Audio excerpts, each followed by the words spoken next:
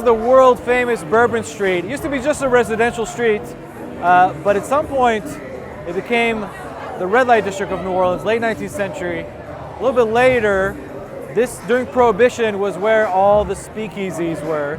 So you had the secret password and you could get a drink, usually on the second floor of one of these establishments. In any case, in the 1960s, 50s, 60s, the hippies were roaming the country. They did not have enough money to buy the expensive drinks they had on Bourbon Street. So the owners opened countertops and they sold in cheap drinks in plastic cups and told them to go on their way. That's how we got the whole pub crawl situation here in Bourbon Street.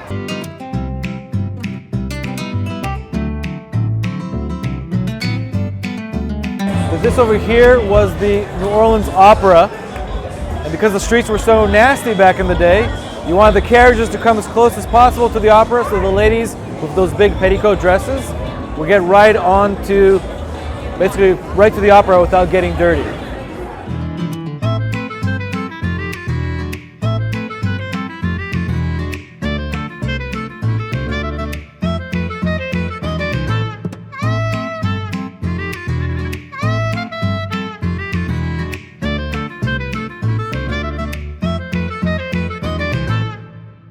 All right, guys, right behind me is the unassuming building of Preservation Hall, one of the most famous clubs where you can come and hear old school Dixieland jazz.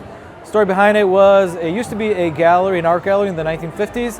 Larry Bornstein owned it. When he opened the gallery, he realized he doesn't have enough time to go watch all these jazz artists that he really liked. And it was during the time of segregation when black people and white people didn't really mix, definitely not musicians.